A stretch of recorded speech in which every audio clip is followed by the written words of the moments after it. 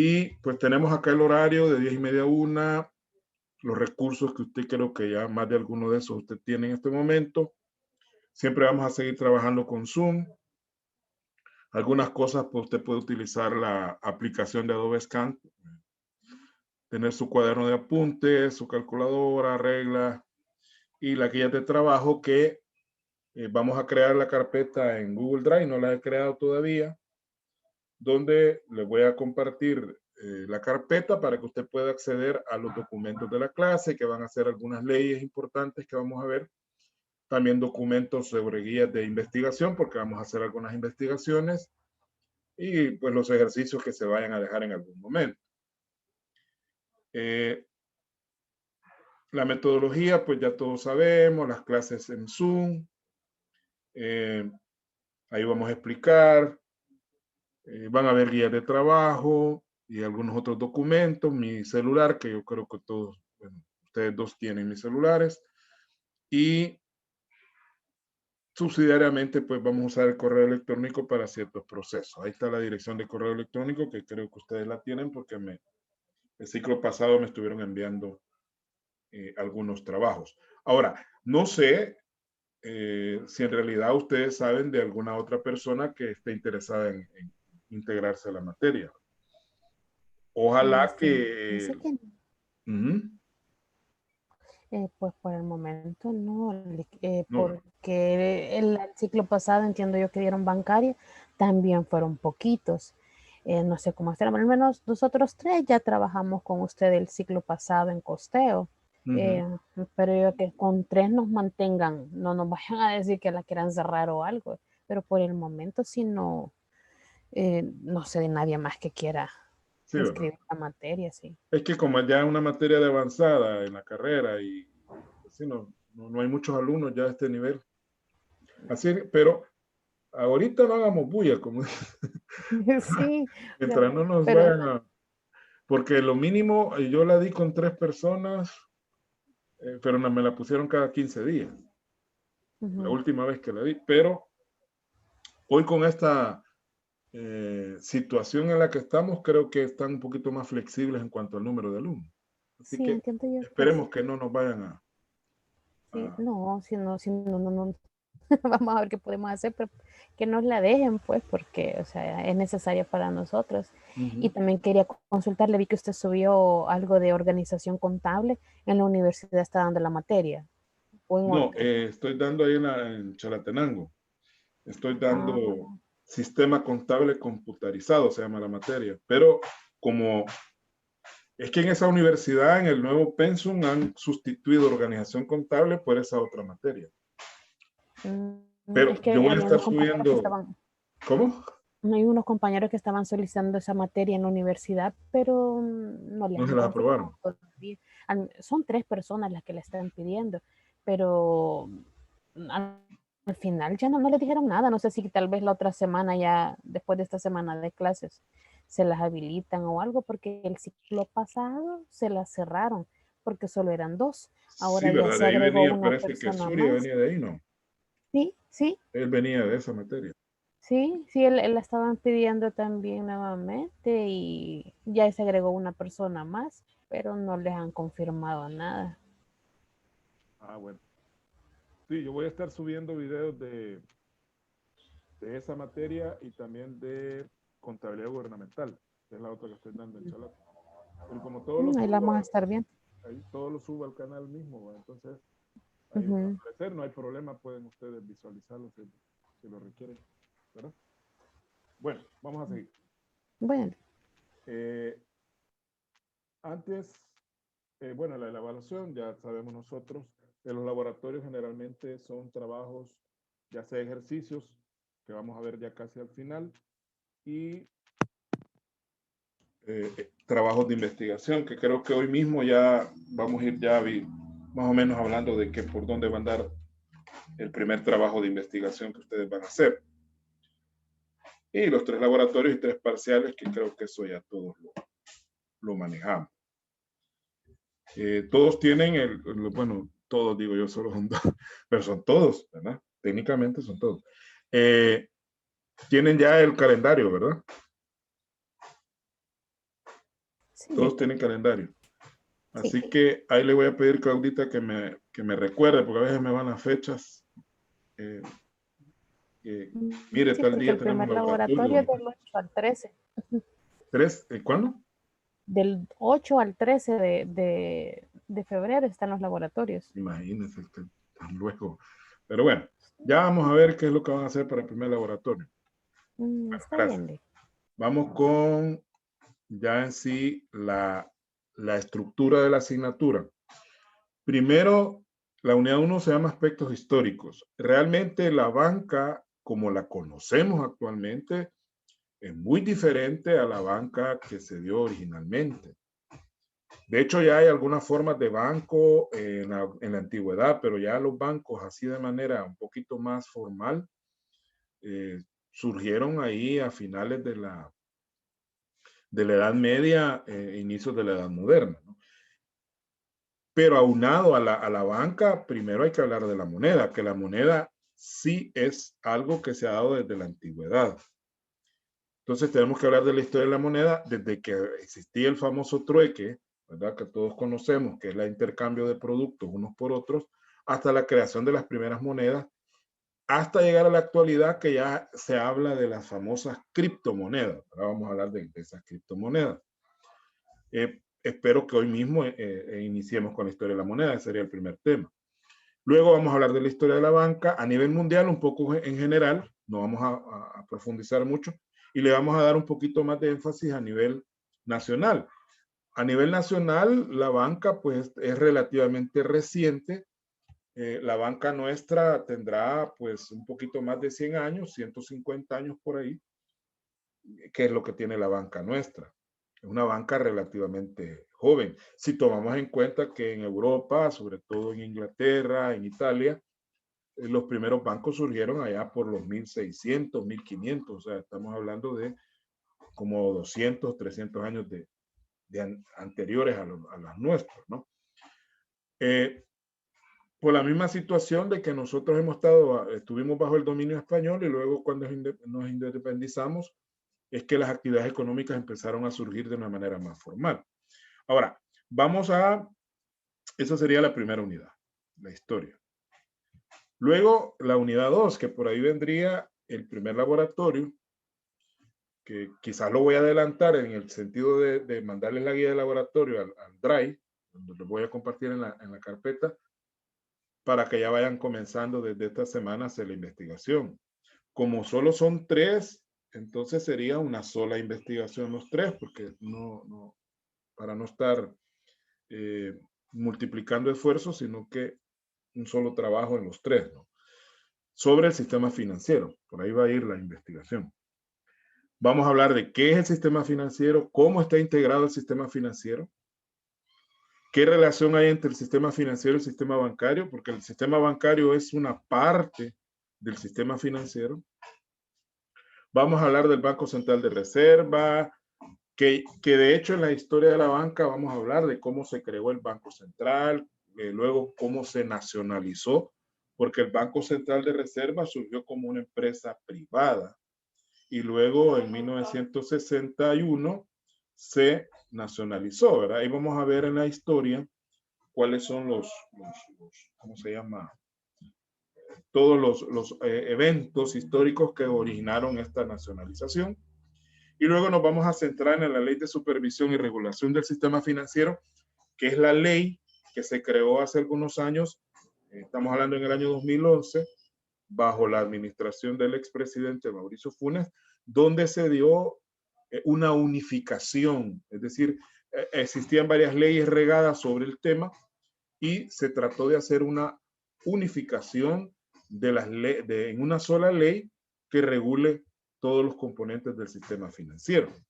Ahí están las compañías de seguro, ahí están las bolsas de valores, ahí está también las AFPs, ahí están los bancos estatales. En fin, vamos a ver ahí en una de las clases cómo está integrado el sistema financiero. Entonces, la investigación que ustedes van a hacer es sobre algunos integrantes del sistema financiero, ¿verdad? Para que ya vayan de alguna manera ustedes rebuscándose. probablemente les deje de investigar algunos bancos, algunas compañías de seguro. Es decir, investigar compañías concretas o empresas concretas en cada una de esas áreas. Por ahí va a andar la investigación. Luego nos vamos a meter ya a la ley de bancos propiamente dicha, que ya es, o sea, vamos bajando de nivel a algo más concreto. Y vamos a hablar del objeto. Estos 4 puntos son como muy generales, ¿no? Ya a la hora que veamos la ley, vamos a ver qué aspectos vamos a tocar, van a ser más aspectos. Pero como esta es una presentación así un poco general, panorámica, si se puede decir, de la materia, por eso no está al detalle, o sea, no está al detalle. El objeto y alcance de la ley de bancos, la forma social, es decir, qué tipo de sociedad pueden ser los bancos, porque los bancos no pueden crearse bajo cualquier tipo de sociedad. La forma legal está bien definida en la ley, porque estas empresas, todas las integrantes del sistema financiero, son entidades reguladas. No es que las empresas en general no estén reguladas, claro, todas tienen regulaciones. Si usted pone, por ejemplo, un almacén, usted tiene que recurrir al Código de Comercio, al Código Tributario, y ahí están las regulaciones. Los bancos igual. Hay cosas que las regula el Código de Comercio, hay cosas que las regula el Código Tributario y otras leyes, pero tienen su ley especial. Es decir, la regulación que tiene un banco no es la misma que tiene una empresa común y corriente. Los bancos, las compañías de seguro, las AFPs, por decirlo en buen salvadoreño, tienen a alguien encima de ellos. Es decir, la regulación es mucho más estricta.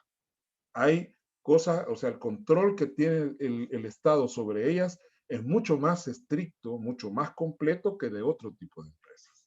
Por eso le llamo yo entidades reguladas.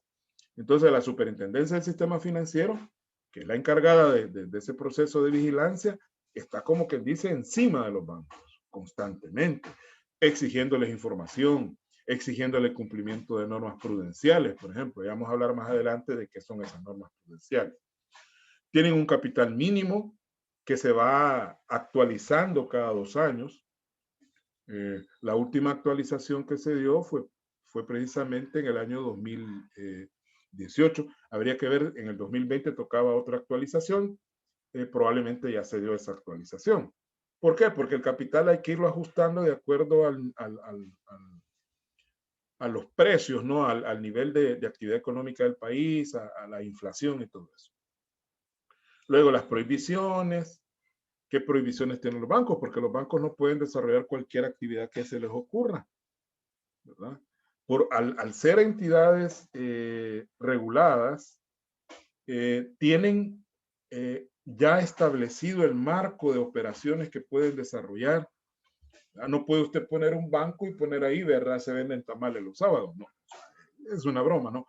O sea, no podemos mezclar. Un banco no puede vender productos, no puede fabricar cosas, porque ya está establecido qué puede hacer y qué no puede hacer. Eso sería en cuanto a la ley de bancos. Luego, siempre dentro del marco de la ley de bancos, vamos a hablar de las operaciones bancarias. Y ahí es donde ya vamos a entrar en materia de cuáles son las operaciones que un banco puede desarrollar de acuerdo con la ley. Y las operaciones se van a dividir en 3 grandes grupos. Operaciones pasivas, operaciones activas y operaciones complementarias. Claro, aquí estamos dando el panorama, no vamos a profundizar mucho, pero sí, las operaciones pasivas son aquellas en las cuales el banco capta recursos. Es decir, son aquellas operaciones a través de las cuales el banco obtiene recursos, porque el banco, por naturaleza, si nosotros le hacemos un análisis financiero a un balance de un banco, nos vamos a dar cuenta que si lo vemos desde el punto de vista de las razones de autonomía, que es un grupo de razones financieras que están, como por ejemplo la relación activo-pasivo, la relación patrimonio-pasivo, patrimonio-capital, más bien patrimonio activo, nos vamos a dar cuenta que el mayor porcentaje de los recursos que un banco usa o utiliza son son de terceras personas, no le pertenecen al banco. Es normal que se manejen, por ejemplo, índices de autonomía del 20%, lo cual significa, por ejemplo, un 20% de autonomía significa que de cada $100 que el banco tiene, 20 son de él y el 80 restantes son de las terceras personas, son del público. De hecho, la operación pasiva más importante, más representativa son los depósitos, ¿verdad? Es la principal fuente de recursos de un banco son los depósitos. Se llaman pasivas porque en ellas el banco adquiere una deuda. Cuando usted va al banco y deposita en su cuenta de ahorro, automáticamente lo que el banco está haciendo es contrayendo una deuda con usted. En realidad, un depósito es un préstamo que usted le está haciendo al banco para que el banco lo utilice. Y en algunos casos, tal como vamos a ver más adelante, en algunos casos el banco reconoce un interés por estas operaciones, pero en algunos otros no, ¿verdad? Por ejemplo, en las cuentas corrientes no hay interés reconocido por el banco. No así en las cuentas de ahorro, en los depósitos a plazo, donde sí el banco reconoce una tasa de interés. Pero se llaman pasivas precisamente porque el banco adquiere una obligación, en este caso con el depositante. Luego, las operaciones activas son las contrarias. En las operaciones activas, el banco coloca el dinero en el mercado, es decir, el banco presta dinero, por decirlo de esa manera, a otras personas. Entonces, se llaman activas porque cuando el banco, por ejemplo, los préstamos, que es la operación activa más representativa de un banco, los préstamos, si usted va al banco y solicita un préstamo personal, por decir algo, me presta $5,000, entonces usted, el banco le da el dinero y usted queda comprometido con el banco a devolverle el dinero de acuerdo al contrato que se ha hecho, ¿no? A través de las cuotas, etc. Entonces, el banco adquiere un derecho, por eso se llaman operaciones activas, con aquello del balance, ¿no? Activo y pasivo. El banco ahí se vuelve acreedor de la deuda. Por eso es que cuando relacionamos operaciones pasivas y activas, hablamos de algo que se llama intermediación financiera. Es decir, el banco está intermediando entre la oferta y la demanda de crédito. Por eso es que cuando lleguemos a la parte contable, vamos a hablar de operaciones de intermediación, que son aquellas donde el banco está actuando, ya sea como sujeto activo o sujeto pasivo de las operaciones que realiza. Pero, como consecuencia de las operaciones pasivas y activas, surgen otras operaciones que en sí mismas no son ni pasivas ni activas. A estas operaciones se les llama operaciones complementarias. Por ejemplo, el banco presta a algunas empresas el servicio de vehículo blindado. Los supermercados y empresas grandes no van a remesar 100 pesos diarios. Remesan miles de dólares diariamente. Entonces el banco ofrece a estas empresas el servicio de carro blindado para darle seguridad al depósito. Entonces el carro blindado llega al almacén, llega al supermercado, cargan el dinero en las famosas bolsitas reforzadas, lo meten al carro blindado, lo llevan al banco y lo depositan. Entonces, este servicio no es una operación activa ni es pasiva. Es un servicio aparte que el banco presta y a eso se le llama operación complementaria. Lo mismo el banco presta servicios de bóveda. Por ejemplo, que usted quiera resguardar sus joyas o alguna cuestión que para usted es muy valiosa, contrata al banco para que le haga el alquiler de una caja fuerte y ahí usted guarda ese objeto de valor. Ese es otro servicio complementario. Entonces, esas son las operaciones complementarias. Sin embargo, en su momento vamos a hablar de los 3 tipos y vamos a ver vamos a detallar cuáles operaciones son.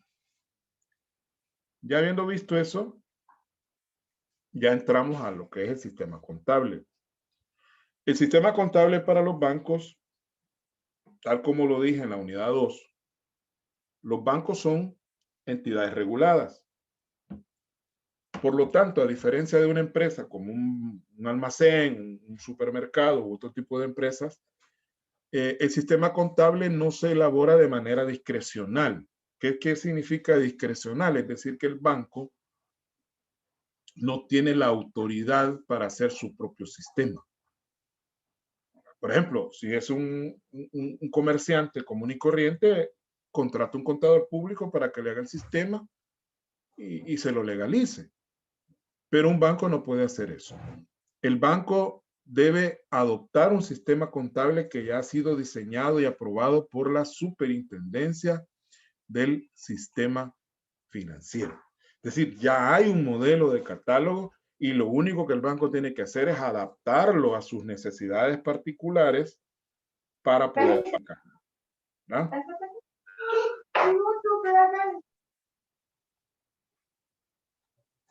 Entonces, este sistema tiene su estructura muy particular, diferente a los de otros catálogos que usted conozca. Es bien diferente el catálogo de cuentas de un banco. Entonces, vamos a hablar del sistema de codificación, que es bastante complejo. La cantidad de dígitos que puede llevar un código en bancaria son hasta 10 los que establece la superintendencia, pero ya el banco a partir de ahí le puede seguir agregando más detalle al catálogo. Eso sí lo puede hacer el banco, agregarle detalle a partir de lo que el catálogo básico o estándar establece, le puede agregar a partir de ahí más subdivisiones, pero no puede modificar los 10 dígitos anteriores. Esos tienen que estar de acuerdo a lo que dice el catálogo estándar. Ahora, ¿por qué se hace esto? Porque la superintendencia necesita consolidar información de todos los bancos. Entonces, si los catálogos de cada banco son distintos, la información no se puede consolidar, puesto que habría un problema de consistencia en la información, porque lo que en un banco le llaman de una manera, en otro banco le pueden llamar de otra. Entonces no se puede comparar la información. Por eso es que el sistema de codificación debe ser estándar. Y son 7 niveles básicos de clasificación que tiene el catálogo: activos, pasivos, patrimonio, ingresos, costos y gastos. En su momento vamos a aclarar cuál es la diferencia entre costos y gastos desde el punto de vista del catálogo de la superintendencia. Y más o menos tiene que ver, ¿se acuerda usted? En costeo hablamos de costos directos e indirectos. Pues prácticamente los costos le llama el catálogo a lo que son directos y los gastos son los indirectos, ¿verdad? Por ejemplo, el pago de intereses por un depósito es un costo porque tiene relación directa con un objetivo que en este caso es el depósito mismo. Pero el pago de salarios de personal es un costo indirecto y se considera gasto porque no tiene que ver directamente con una operación específica, sino que es algo general. Lo mismo si se compra papelería o se paga un alquiler, todo eso se consideran gastos. Y todo aquello que tiene que ver directamente con operaciones, en este caso operaciones pasivas, se consideran costos, ¿no? Entonces, pero eso lo vamos a ver ya con el catálogo en mano. Vamos. Y luego llegamos a la unidad 6, que ya es el registro de operaciones pasivas. Vamos a comenzar por las pasivas. Alguien puede decir, bueno, pero ¿por qué no empezamos con las activas? No empezamos con las activas porque por una cuestión lógica. El banco primero necesita captar recursos para luego prestárselo a otra persona. Entonces, por lógica, las operaciones pasivas son previas a las activas, ¿verdad? Primero recibe el banco el dinero y luego lo coloca. Ahora, dentro de las operaciones pasivas no solamente hay depósitos, hay otras operaciones, pero por cuestión de tiempo y por la experiencia que tengo dando esta asignatura, no hay mucho tiempo, sobre todo en nuestra nueva modalidad de atención de las clases es mucho más difícil ver todas las operaciones pasivas que existen. Vamos a ver solo los depósitos que son las más representativas, las otras son más marginalitas, o sea, son menos, no que sean menos importantes, pero son menos comunes. Y dentro de los depósitos vamos a hablar de las cuentas corrientes, las cuentas de ahorro y las cuentas o depósitos a plazo fijo. A cada una de ellas, tanto a nivel teórico como a nivel práctico. Luego de ver las operaciones activas, vamos a hablar de las operaciones activas. De las pasivas pasamos a las activas, que es cuando el banco ya coloca el dinero en el mercado financiero. Es decir, el banco coloca la plata, sale la plata del banco. Porque el negocio del banco, o sea, ¿en qué radica el beneficio de un banco? El beneficio del banco radica en la diferencia entre los costos que le generan las operaciones pasivas contra los beneficios que le generan las operaciones activas. Claro, tomando en cuenta también los gastos de operación que también son salidas de plata, ¿no? Entonces el banco, de todo lo que le ingresa a través de las operaciones pasivas, que normalmente tienen tasas de interés más altas que las activas, porque si el banco le va a dar por un depósito corriente, en cuenta corriente no le va a dar intereses. Y por una cuenta de ahorro no crea usted que le va a dar el 10%. El banco le va a pagar ahorita las tasas pasivas, perdón, andarán por un 0.25, 0.5%, así, más o menos a esos niveles andan, 1%. Quizás en un depósito a plazo podríamos llegar a un 1%. Las cooperativas en ese aspecto, para ser más competitivas, las cooperativas pues manejan tasas de interés un poco más atractivas para los depositarios, para poder competir con los bancos. Es más rentable una cooperativa que un banco a la hora de depositar dinero. Y por una operación activa, un préstamo, pues un banco le va a andar cobrando el 9%, 7% por barato, si no es que el 12%, el 14%. Entonces, si solo lo vemos desde el punto de vista de tasas activas y pasivas, así nomás, solo viendo números, podríamos decir, bueno, de un 10%, digamos, un préstamo, a un 1% un depósito, pues hay 9 puntos de diferencia. Claro, de esos 9 puntos de diferencia hay que cubrir gastos de administración o de ventas que se puedan tener que hacer, ¿no? Pero igual les va a quedar un margen de utilidad al banco. Ese es el negocio de un banco. Esa diferencia entre lo que cobra por prestar el dinero y lo que paga por captarlo. Entonces, dentro de los préstamos tenemos también una tipología de préstamos o clasificación de préstamos que tenemos personales, prendarios, hipotecarios y los de avío, que son préstamos orientados más que todo para actividades agrícolas o ganaderas. ¿verdad? Que en su momento vamos a hablar de los préstamos de avío, cuál es su diferencia con respecto a los otros tipos. Y en una unidad 8 vamos a hablar de los estados financieros, porque los bancos también hacen estados financieros. Pero su estructura es muy diferente al estado financiero, a un balance, por ejemplo, de una empresa privada o del Estado. El balance general de un banco pues tiene otra estructura muy diferente. Recuerde que el banco no produce bienes, sino que produce servicios financieros. Lo mismo el estado de resultados. ¿verdad? Las fuentes de ingreso de un banco no son las ventas, sino que son lo que acabo de estar explicando, ¿no? Las tasas activas, en este caso, lo que cobra por un préstamo o por una inversión que se haga. Entonces, vamos a ver los estados financieros y luego terminamos, ¿verdad? Terminamos. Esa sería la estructura del programa. Son 8 unidades.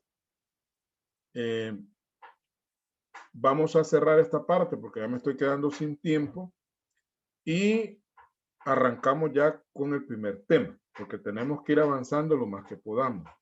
No sé si hay alguna consulta hasta ahorita. Bienvenido, Enrique. Lo vi que por ahí entró. No se preocupe, si en algún momento tiene problemas para conectarse, cualquiera de los tres, pero sí estar pendiente del Drive, donde voy a compartir, todavía no comparto la carpeta de bancaria. Tengo la bancaria de otro grupo, creo que esa misma vamos a usar porque casi es lo mismo que se va a ver. Y igual los videos, voy a estar subiendo videos a YouTube de la asignatura y de otras dos asignaturas que estoy impartiendo. Así que vamos a desconectarnos ahorita para reiniciar inmediatamente.